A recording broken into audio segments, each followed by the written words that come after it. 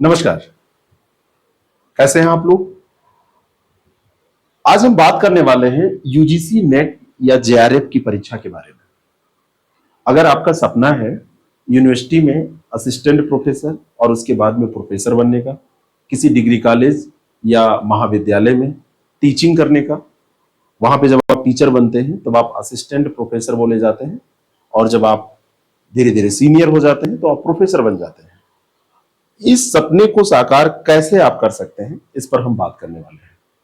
हो सकता है आप इस वीडियो को देख रहे हैं, अभी आप ग्रेजुएशन कर रहे हो, आपने हो सकता है कि पीजी कर लिया हो किसी भी सब्जेक्ट से, सब्जेक्ट की बात अभी हम बाद में करने वाले हैं, या हो सकता है आप अभी पीजी करने जा रहे हैं।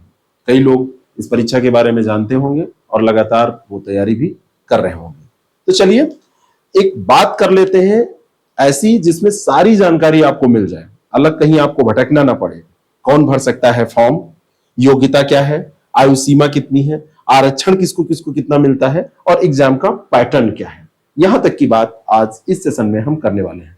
मैं हूं ओम पांडे और आपके साथ ऐसे ही आगे डिस्कस करता रहूंगा आपकी तैयारी के संबंध में इसी चैनल पर। तो आप लोग इस चैनल से जुड़े, ये चैनल अभी नया है, इस चैनल को हम शुरू कर रहे हैं आपकी हेल्प के लिए। तो इस चैनल से जुड़ के आप अपनी तैयारी खूब अच्छे से कर सकते हैं। तो इसको सब्सक्राइब जरूर करें और वीडियो अगर पसंद आता है तो उसको लाइक करके लोगों तक जरूर पहुंचाएं। सबसे पहली बात आती है कि हम हायर एजुकेशन में करियर कैसे बनाएं। हर एक व्यक्ति का सपना होता है, अगर वो टीचर बनना चाहता है तो वो चाहता है कि वो सबसे उच्च दर्जे का टीचर बने। आप प्राइमरी एजुकेशन से शुरू करते हैं, जूनियर एजुकेशन, जूनियर के बाद में इंटर कॉलेजेस, और उसके बाद में बात आती है यूनिवर्सिटीज और कॉलेजेस की। तो अगर वहां आपको पढ़ाना है तो आपके लिए कई चीजें हैं जो जाननी पड़ेंगी आपको। एक तो आपको कितना पढ़ना पड़ेगा, जैसे आपको अगर पढ़ाना है 1 to 5th में, या आपको पढ़ाना है 8th तक, तो आपके लिए अलग क्वालिफिकेशन है। आपने ग्रेजुएशन कर लिया है, आपका काम चल जाएगा। थोड़े समय पहले जाएंगे तो लोग इंटर पास कर लेते थे, उनकी नौकरी लग जाती थी। लेकिन वर्तमान समय में खैर वो चीजें चेंज हुई हैं। लेकिन अगर हायर एजुकेशन में आपको कैरियर बनाना है तो आपको कब सजग होना चाहिए और क्या करना चाहिए। हायर एजुकेशन का मतलब पहले समझिए, जहां से शुरुआत होती है ग्रेजुएशन की, और जब आप ग्रेजुएशन कर लेते हैं तब आप करते हैं पोस्ट ग्रेजुएशन। तो हायर एजुकेशन में ये, और उसके बाद में फिर और बहुत सारे डिग्री, डिप्लोमा, पीएचडी, ये सारी चीजें तो आप करते हैं, वो आगे की बात है। यहां पे आपको टीचर बनना है, और ये पढ़ाई कहां पर होती है? ये पढ़ाई होती है यूनिवर्सिटीज में, ये पढ़ाई होती है आपकी कॉलेजेस में, जिनको आप सामान्य भाषा में डिग्री कॉलेजेस के नाम से जानते हैं। ये सरकारी भी होते हैं और प्राइवेट भी होते हैं, अर्ध सरकारी प्रकार के भी आप बहुत सारे कॉलेज देखेंगे। एडेड जिनको बोलते हैं, एडेड कॉलेज होते हैं जो सरकारी सहायता प्राप्त होते हैं। अगर वहां पे आपको सरकारी कॉलेज में या इन कॉलेजेस में से किसी में टीचर बनना है, असिस्टेंट प्रोफेसर इनको बोला जाता है, तो आप कैसे तैयारी करें और कैसे शुरू से ही आप सजग हो जाएं, जिससे कि जैसे आप पीजी करके निकले तो आपका सिलेक्शन हो जाए।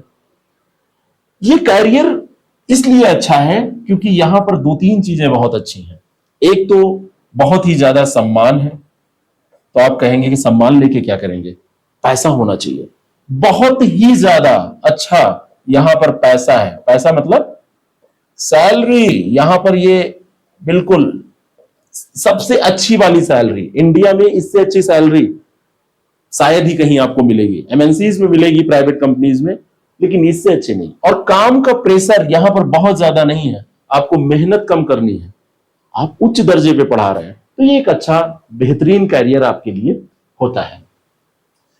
बात हम कर रहे हैं नेट और जेआरएफ की। क्यों कर रहे हैं? क्योंकि इस कैरियर से ये परीक्षा जुड़ी हुई है। ये नेट, नेशनल एलिजिबिलिटी टेस्ट, किस चीज के लिए? आपको हायर एजुकेशन में टीचर बनाने के लिए एक टेस्ट लिया जाता है। यहां इसको पास करके आप टीचर, वहां पे असिस्टेंट प्रोफेसर नहीं बन पाएंगे। टीचर मत कहिए उनको, असिस्टेंट प्रोफेसर कहिए। लेकिन इस टेस्ट को पास करना जरूरी है, तभी आप फॉर्म आगे जो एग्जाम होंगे उनके लिए फॉर्म भरने के लिए एलिजिबल हो पाएंगे। दूसरी चीज यहां पर है जेआरएफ। तो ये क्या है, इसमें अंतर भी समझेंगे। Junior research fellowship. बहुत सारे लोग हैं जो केवल यहां पे कैरियर नहीं बनाना चाहते। बहुत सारे लोग हैं जिनको सब्जेक्ट बड़ा अच्छा लगता है, ज्योग्राफी पढ़ रहे हैं तो सोच रहे हैं कि हम ज्योग्राफी में नई भूआकृतियों को खोजें, सोच रहे हैं कि हम वायुमंडल के बारे में कुछ पता लगाएं, सोच रहे हैं कि हम मानव भूगोल में कुछ रिसर्च कर डालें। उनका सपना है कि कबीर पे हम कुछ अच्छा अध्ययन करें, तुलसीदास की प्रासंगिकता को फिर से हम समाज के सामने रखें। पॉलिटिकल साइंस में अगर वो बात कर रहे हैं तो वो कह रहे हैं कि हम जो कांट ने, अरस्तु ने सिद्धांत दिया था उस पर हम फिर से विचार करने वाले हैं, लोकतंत्र की प्रासंगिकता पे विचार करने वाले हैं। वर्तमान में अगर कोई अर्थशास्त्र का स्टूडेंट है तो वो रिसर्च करना चाह रहा है कि वर्तमान की स्थितियां जो है उसमें कैसी अर्थव्यवस्था या कैसा कुछ होना चाहिए, सही राह पे जा रही है कि नहीं। तो बहुत सारे लोगों को शोध करना पसंद होता है। तो यहां पर अगर वो शोध करने वाले लोग हैं उनको अवसर दिया जाए तो उनके लिए काम आसान हो जाएगा। नहीं तो कोई बच्चा पढ़ रहा है गांव में या कोई यूनिवर्सिटी में पढ़ रहा है, अभी तो कहां पे शोध करेगा, कैसे करेगा। शोध करने के लिए टॉपिक चुनना है, शोध करने के लिए एक गाइड चाहिए। तो एक एग्जाम इसमें साथ में ये भी होता है। अंतर बस ये होता है कि इसमें एज की बात होती है कि अगर आपकी आयु, आपकी उम्र 30 साल तक की है, आप 30 साल से कम के हैं, आगे उसमें अभी और बातें हैं कितनी छूट किसको मिलती है वो हम चर्चा करेंगे, तो आप इसके लिए जेआरएफ के लिए भी एलिजिबल हैं। यहां पर अगर हम बात करें तो इसमें कोई एज की लिमिट नहीं होती है। पूरी लाइफ में आप कभी भी नेट का एग्जाम देके पास करके ये एलिजिबल हो सकते हैं आगे के फॉर्म डालने के लिए, और आपको नेट का एक सर्टिफिकेट मिल जाएगा कि आपने ये पास कर लिया है। और इसको कंडक्ट कराती है एनटीए, नेशनल टेस्टिंग एजेंसी है, यूजीसी के तहत ये कंडक्ट होता है और एनटीए इसको कंडक्ट कराती है। तो ये तो जनरल बात हो गई। अब नेट करने के बाद में आप असिस्टेंट प्रोफेसर बनेंगे, तो क्या यहां पर जेआरएफ करने के बाद में आप असिस्टेंट प्रोफेसर नहीं बनेंगे? जेआरएफ करने के बाद असिस्टेंट प्रोफेसर तो बनेंगे ही, साथ साथ आपको रिसर्च करने का भी मौका मिल जाएगा। आप यहां पर रिसर्च करेंगे अपने टॉपिक पर, किसी भी टॉपिक, किसी भी विषय पर। आप जो लिस्ट में है अभी हम उनकी भी चर्चा करेंगे, 83 विषय हैं जो लगभग सारे विषय इसमें आ जाते हैं जो पढ़ाए जाते हैं भारतीय विश्वविद्यालयों में या किसी कॉलेज में। तो उन पर रिसर्च भी करेंगे और साथ साथ में आप इसके लिए भी एलिजिबल होंगे। यानी कि ये थोड़ा सा भारी पड़ जाता है। और जब आप रिसर्च करते हैं तो यहां पर आपको ह्यूज अमाउंट, अच्छा खासा अमाउंट भी, जितने समय तक आप 4-5 साल तक रिसर्च करते हैं, जब तक आपका पीएचडी कंप्लीट नहीं हो जाता है तब तक आपको दिया जाता है कि उसमें खर्चा लगेगा, आप रिसर्च कर रहे हैं अच्छे से। तो ये अब बात आती है कि ये एग्जाम कब होते हैं। हमने बात तो कर ली कि ये ऐसे ऐसे एग्जाम देने हैं, तो साल भर में 2 बार ये एग्जाम होते हैं। अगर कोई विशेष परिस्थिति या विपरीत परिस्थितियां नहीं आती, जैसे कोरोना के समय, कोविड के काल में इनका क्रम गड़बड़ हो गया था तो छूट भी उसमें बहुत सारी दी गई थी। 2 साल उसमें एज रिलैक्सेशन भी दिया गया था, 30 की जगह 32 कर दिया गया था। 2 बार ये एग्जाम होते हैं, हर साल एक बार जून के महीने में और हर साल एक बार दिसंबर के महीने में ये एग्जाम होता है। जून के महीने में जब एग्जाम होता है तो मई के आसपास फॉर्म आ जाते हैं, और यहां पर जब एग्जाम होता है तो नवंबर के पहले लगभग उसी के आसपास फॉर्म आ जाते हैं, कंप्लीट हो जाते हैं आपके। और ये ऑनलाइन इस समय एग्जाम हो रहा है, ऑनलाइन होता है।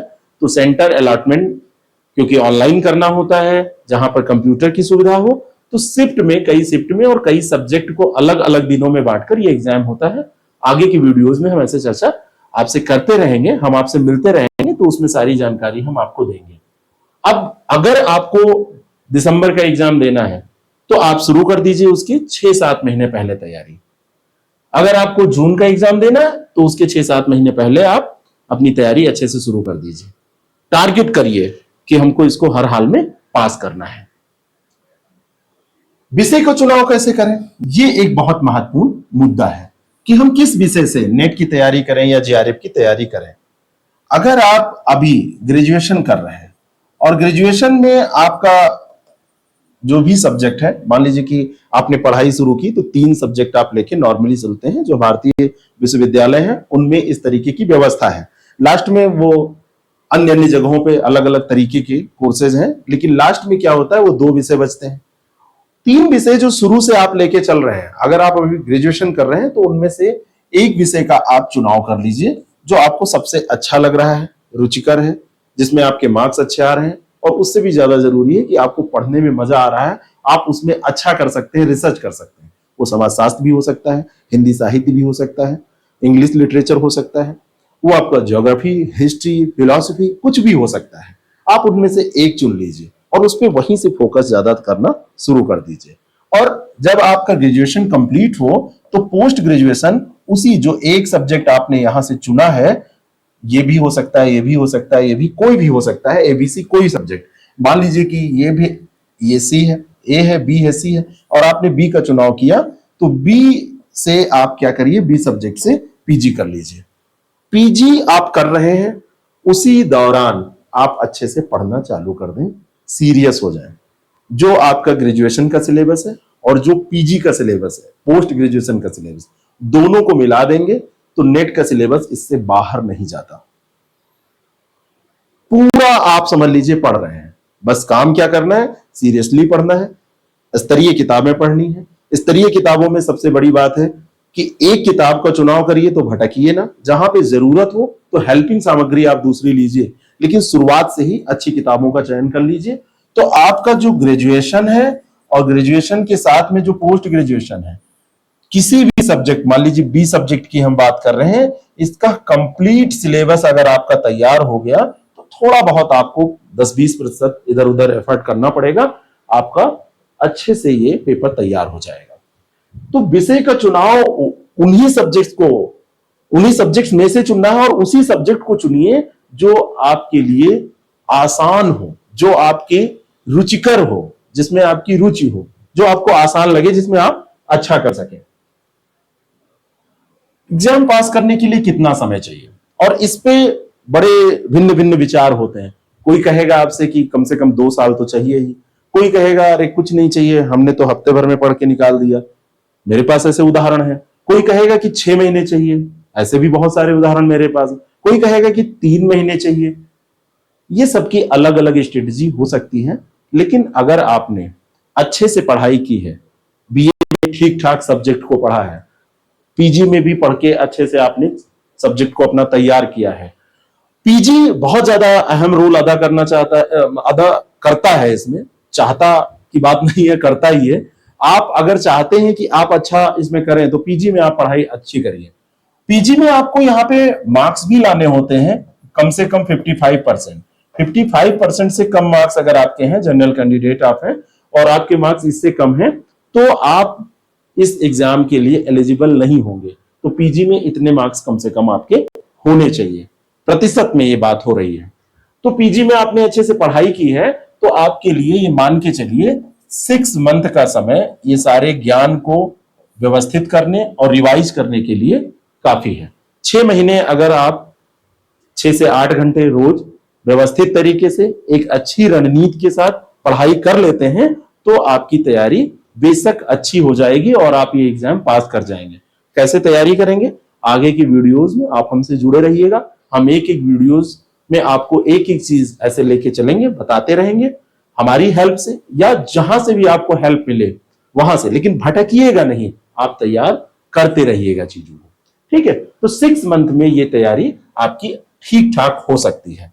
जब आप तैयारी करने चलते हैं तो जैसे हमने कहा कि 55% आपको कम से कम मास्टर डिग्री या समकक्ष जो डिग्री है उसके लिए जनरल कैंडिडेट को चाहिए, और जो एससी एसटी और ये ट्रांसजेंडर उम्मीदवार हैं इनके लिए, और फिजिकली जो हैंडीकैप्ड है इनके लिए 50% मार्क्स चाहिए कम से कम पीजी में।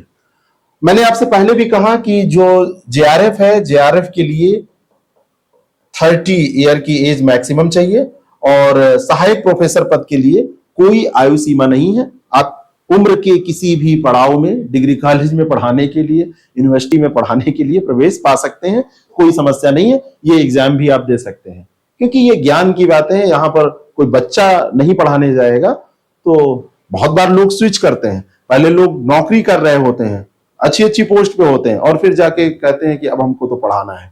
ठीक है, जेआरएफ और इसके असिस्टेंट प्रोफेसर के लिए जो प्रयासों की संख्या है, यानी कि जो अटेम्प्ट आपको दिए जाते हैं, अटेम्प्ट की भी कोई लिमिट नहीं है।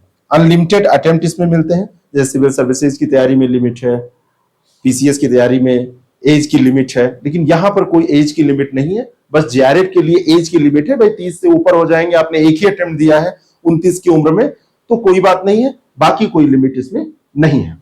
आपके पास जो राष्ट्रीयता है वो भारतीय होनी चाहिए और जो विषय की पात्रता है, आप जिस विषय से एग्जाम देना चाहते हैं उसमें आप पीजी किए हुए हो। यहां पर एज की जो बात दी गई है जेआरएफ के लिए, इसमें थोड़ी सी छूट की बात भी की गई है। ठीक है, इसमें जो छूट की बात की गई है इसको हम देख लेते हैं। यहां पर ये आयु सीमा, यहां पर देखिए 5 साल की छूट दी गई है। इसमें एससी, एसटी और ये महिला कैंडिडेट, वुमेन्स जो फीमेल कैंडिडेट है, वुमेन्स या फीमेल कैंडिडेट, इनके लिए ये छूट है। ओबीसी के लिए भी छूट का प्रावधान किया गया है, ओबीसी को भी छूट दी गई है 5 साल का, ये एज रिलैक्सेशन इसमें दिया गया है। बाकी जब आप नोटिफिकेशन देखते हैं तो उसमें और बहुत सारा डिटेल रहता है कि जो फिजिकली हैंडीकैप लोग हैं और उनके लिए कैसे कैसे छूट होगी, लेकिन मोटे तौर पर आप ये जान लीजिए। लेकिन जब आप एग्जाम देने जा रहे हैं तो कोशिश करिए कि पहली बार में हो जाए। एक चीज और है, मान लीजिए कि पहले अटेम्प्ट में आपने जब एग्जाम दिया तो आपका जेआरएफ नहीं हुआ, जेआरएफ की जो कट ऑफ है वो थोड़ी सी ज्यादा जाती है, इसकी कट ऑफ थोड़ी सी ज्यादा जाती है, 70% के आसपास आप टारगेट करके चलिए। वैसे सब्जेक्ट वाइज ये वैरी करती है, कौन सा सब्जेक्ट आप ले रहे हैं, पीजी में आपका क्या रहा है, किससे एग्जाम दे रहे हैं। बाकी नेट की कट ऑफ कम जाती है, तो अगर आपका पहली बार में नेट होता है, जेआरएफ नहीं होता है, तो आप नेट कर लीजिए, आगे फिर जेआरएफ कर सकते हैं, लगातार कई बार भी एग्जाम दे सकते हैं। आपने बहुत सारे लोगों में देखा होगा, लिखे रहते हैं कि 3 टाइम्स नेट जेआरएफ क्वालिफाई, ऐसे कुछ लिखे रहते हैं, कोई 2 कोई 4 बार ऐसे लिखे, तो वो इसी कारण से कि पहली बार उनका नेट था, बाद में उन्होंने जेआरएफ किया, इस तरीके से तो ये छूट भी मिलती है। साथ में अगर हम आरक्षण की बात करें तो देखिए यहां पर ईडब्ल्यूएस के लिए 10% आरक्षण दिया गया है, ओबीसी के लिए ये 27% दिया गया है, क्रीमी लेयर जो है उनको छोड़ के, और 40% या अधिक विकलांगता वाले जो दिव्यांगजन हैं उनको 4% का आरक्षण है, और एससी के लिए 15% और एसटी के लिए 7.5% का आरक्षण है। यानी कि इतनी सीटें ये आरक्षित ही रहती हैं। तो ये 27 और ये 4 31 और 15 46 और 7.5 ये आपका 53 हो गया, और बाकी ये सामान्य वर्ग का 10% है, तो 63.5% सीटें तो ये आरक्षित ही हैं। खैर ये हर एग्जाम में ऐसे रहती ही हैं, यहां पर कुछ आपको अलग से परेशान होने की जरूरत नहीं है। जिन लोगों के पास ईडब्ल्यूएस सर्टिफिकेट है वो लगा सकते हैं, लेकिन इन परीक्षाओं में कई बार कट ऑफ जो है नॉर्मल कट ऑफ से, जनरल कट ऑफ से हाई जा रहा है, तो ये सोच विचार कर अपने विवेक के अनुसार आप इसको लगाएं। हाँ, आगे फाइनल सिलेक्शन में इसमें आपने लगाया है तो आगे जब आप कहीं पे डिग्री कॉलेज में या यूनिवर्सिटी में जब अप्लाई करेंगे तो वहां पर आपको फाइनल सिलेक्शन में लाभ मिलेगा। आगे की वीडियोस में हम बात करेंगे कि कितने % पे क्या इसमें सिलेक्शन होता है, तो वो सही रहेगा। पेपर का जो पैटर्न होता है इसमें 2 पेपर आपके होते हैं। पेपर फर्स्ट जो होता है वो कंपलसरी होता है, सबके लिए कंपलसरी है, और जो पेपर 2 है ये सब्जेक्ट पर आधारित होता है, तो ये जिसने जो सब्जेक्ट लिया है वैरी करता है, सबका अलग अलग। पेपर फर्स्ट में 50 क्वेश्चन होते हैं, हर एक क्वेश्चन 2 मार्क्स का होता है और ये 100 मार्क्स का होता है। इसका सिलेबस है, सिलेबस में 10 टॉपिक है, 10 टॉपिक से हर एक टॉपिक से 5-5 क्वेश्चन पूछे जाते हैं, 10 टॉपिक से ये 50 क्वेश्चन है। निश्चित सिलेबस है, डिफाइन सिलेबस है, इसको क्वालिफाई भी करना है और इसके मार्क्स भी जुड़ते हैं इसके मेरिट में। तो ऐसा नहीं है कि आप बस क्वालिफाई कर जाएं, आगे कोई प्रयास ना करें कि अब हम इसको एक्स्ट्रा पढ़ के क्या करें अपने सब्जेक्ट में सही। अगर यहां पर भी आप स्कोर अच्छा कर लेंगे तो आपका जेआरएफ होना आसान हो जाएगा, नेट क्वालिफाई होना आसान हो जाएगा। दूसरा पेपर आपके सब्जेक्ट का होता है, जो सब्जेक्ट आपने selected by the candidate, subject selected by the candidate, जो ऑप्ट किया गया है, उसके 100 क्वेश्चन पूछे जाते हैं और ये 200 नंबर का होता है। दोनों पेपर में जो क्वेश्चन पूछे जाते हैं वो मल्टीपल चॉइस क्वेश्चंस होते हैं, यानी कि यहां पर जो क्वेश्चंस है वो वही ABCD ऑप्शन आपको दिए जाएंगे, उसी में से आपको सही उत्तर टिक करना होगा। कई क्वेश्चंस आपको फर्स्ट पेपर में ऐसे मिलेंगे जिनमें सारे विकल्प आपको सही मिलेंगे, सबसे एप्रोप्रिएट आंसर सेलेक्ट करके आपको मार्क्स मिलेगा। कई बार ऐसा भी होता है कि अगर आपने सबसे अच्छा आंसर दिया तो फुल मार्क्स, उससे कम आंसर दिया तो उसका कुछ कम मार्क्स, ऐसा भी होता है। लेकिन प्रैक्टिस जब आप अच्छे से करेंगे तभी आप अच्छे मार्क्स इसमें गेन कर पाएंगे। तो ये सारा गेम किसी भी एग्जाम में जब अगर आपको पास होना है तो प्रैक्टिस का इसीलिए हो जाता है क्योंकि सही आंसर तक पहुंचने में आपको लगातार परिश्रम करना पड़ता है। एग्जामिनेशन में जैसा पूछा जाता है वैसी प्रैक्टिस करनी पड़ती है। और यहाँ पे जो सब्जेक्ट है, सब्जेक्ट अगर किसी ने ठीक ठाक पढ़ाई की है तो वो 5-6 महीने में जब अच्छे से रिवीजन करता है, अच्छे से उसको अकॉर्डिंग टू एग्जाम पढ़ता है, प्रैक्टिस कर लेता है, तो यहाँ पे परफॉर्मेंस अच्छी होती है क्योंकि ये उसका खुद का निजी सब्जेक्ट होता है। जैसे हिंदी साहित्य से आपको तैयारी करनी है तो हिंदी साहित्य में अभी से आप जितने भी सिलेबस में टेक्स्ट बुक आपके हैं, कहानी है, जितने भी उपन्यास हैं, जितने भी नाटक हैं, उनको पढ़ना शुरू कर दीजिए और एग्जाम के पहले 2 बार उनकी रीडिंग लगा लें क्योंकि पात्रों से प्रश्न पूछे जाएंगे। क्योंकि वहां पर केवल ऐसा नहीं पूछा जाएगा फला रचना किसने की, वहां पे गोदान से प्रश्न पूछा जाएगा तो होरी के कैरेक्टर में घुस के प्रश्न पूछा जाएगा, गोबर के बारे में पूछ लिया जाएगा, है ना, चंद्रगुप्त में से पूछा जाएगा, ध्रुवस्वामिनी से पूछा जाएगा, जो भी आपके सिलेबस में है तो उसको आप टेक्स्ट बुक पढ़ना शुरू कर दीजिए जिससे कि आप अच्छे से कर पाए। तो ये सारी बातें रही, एग्जाम पैटर्न तक की हमने बात कर ली है। अगला वीडियो जो हम डिस्कस करेंगे उसमें हम बात करेंगे सबसे पहले पेपर फर्स्ट के बारे में। आप हमसे ऐसे जुड़े रहिएगा, हम लोग एक एक स्टेप बाय स्टेप आगे बढ़ते जाएंगे और कोशिश हमारी रहेगी कि हम आपको इतना मटेरियल, इतना सब कुछ बता दें, इतना हेल्प कर दें कि आपके लिए ये एग्जाम बिल्कुल ऐसा लगे कि आप तो पहले से सब जानते हैं, आपको बस केवल पढ़ना रहे, बाकी चीजों के लिए आपको भटकना ना रहे। लेकिन एक सपोर्ट आपसे चाहिए क्योंकि चैनल नया है, ये हमारा एक प्रयास है, ये हमारी टीम का प्रयास है, तो इसमें हम आपको भी शामिल करना चाहते हैं, आपको भी इसमें शामिल करके अपने प्रयासों में मुहर लगाना चाहते हैं और हम चाहते हैं कि आप भी इसमें सहभागी बने कि हम आपकी मदद कर पाए।